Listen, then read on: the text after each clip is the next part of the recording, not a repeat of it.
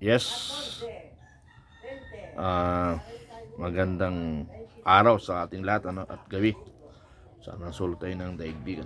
So, pag-usapan natin ngayon na according to Congressman Levisti, di martial law de facto.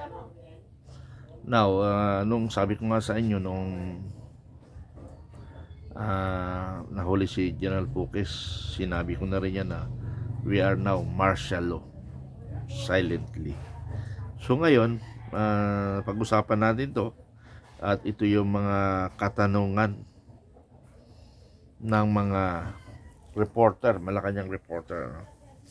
So pakinggan natin muna mga itong pinag-uusapan nila bago ako magbigay ng opinion. Representative Leandro Leviste said that the Philippines is now under a de facto martial law. Not all wrong opinions deserve a response from the palace.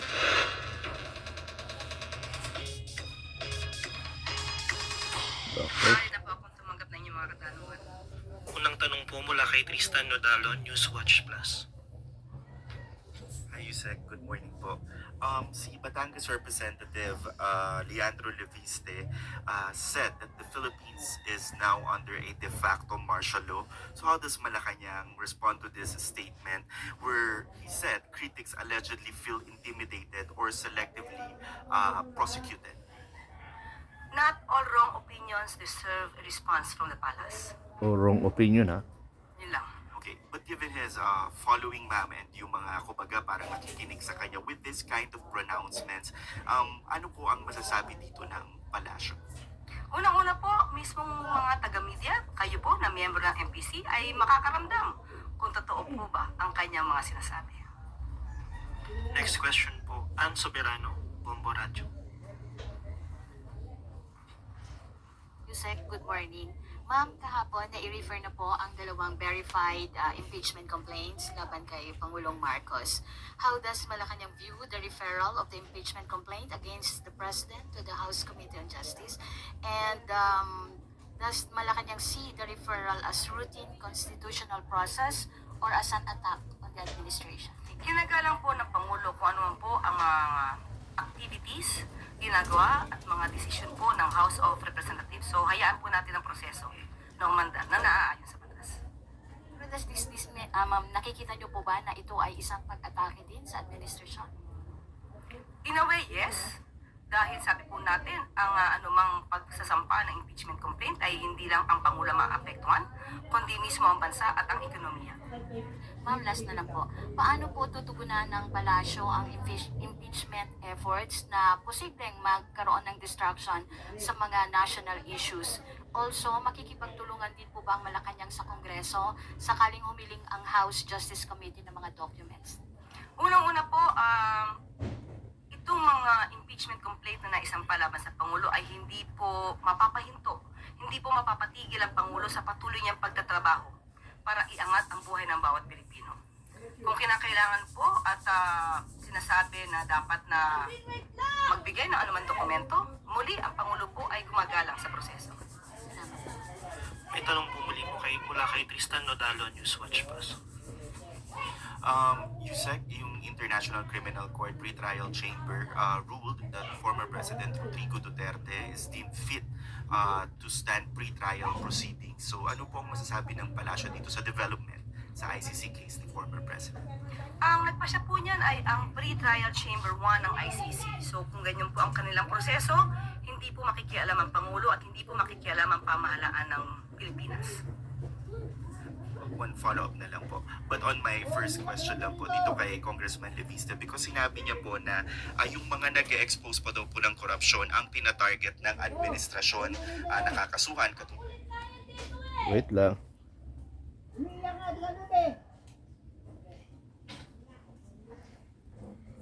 Ay, siningitan. Dali lang ha, siningitan ng virus.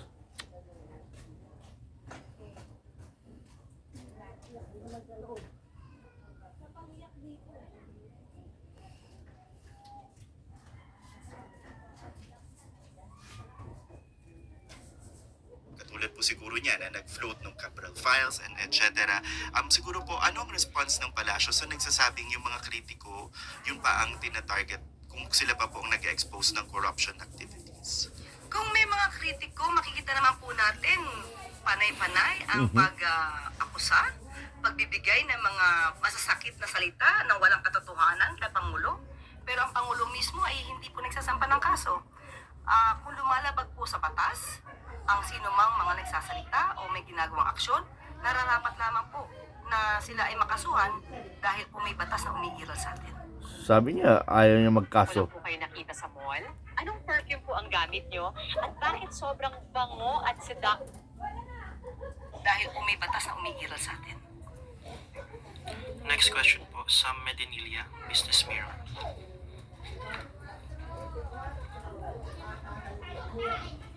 Good morning, ma'am. Kanina po na-mention na po nila yung mga napag-usapan dun sa meeting ni President with the economic managers. May na-mention po about na figures, responsive Pangulo regarding sa employment, poverty incidents, tsaka inflation.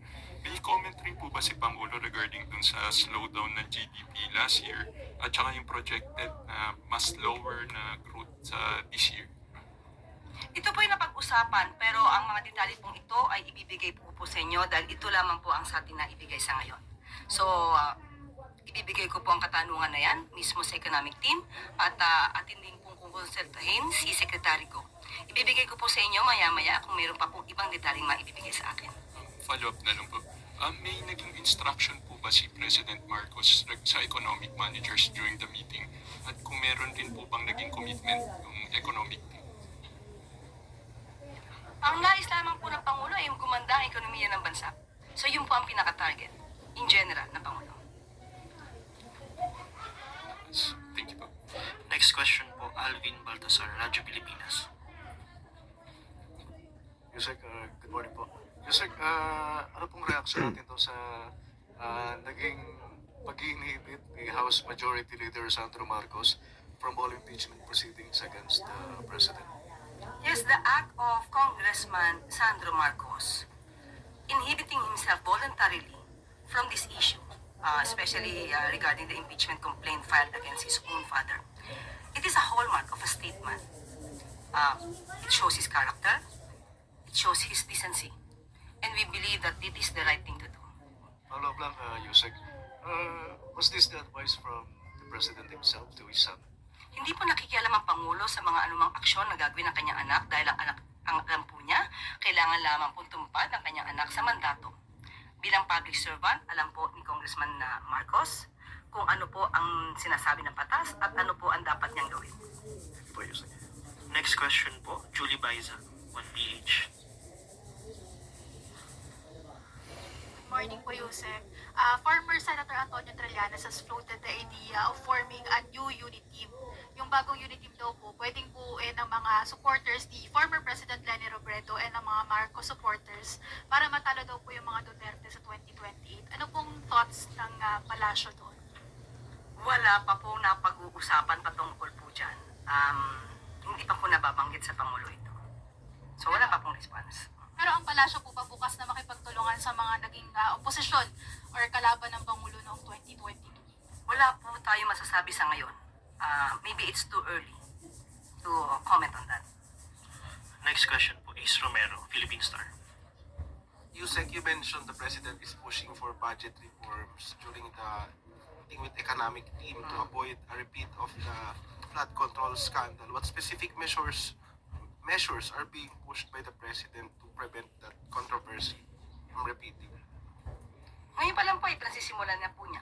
Unang-una, meron po tayong mga transparency portal para kung ano man po ang mga mangyayaring activities sa mga ahensya ng gobyerno ay makikita na po ng tao, lalo-lalo na po yung mga tungkol sa procurement at sa mga bidding.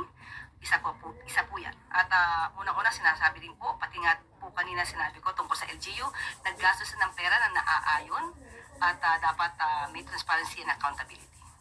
Did the economic team and the president discuss about the weakening of the peso during that meeting?